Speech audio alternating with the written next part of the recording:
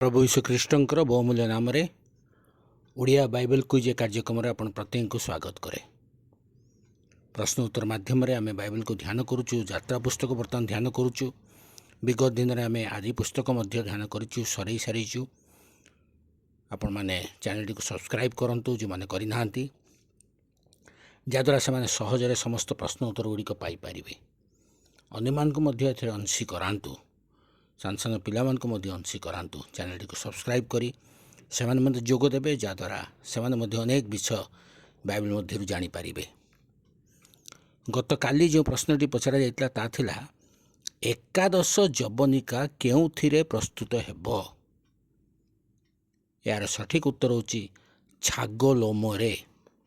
यात्रा पुस्तक 26 पर्व 7 पदरे आपण माने उत्तरटी पाइपर।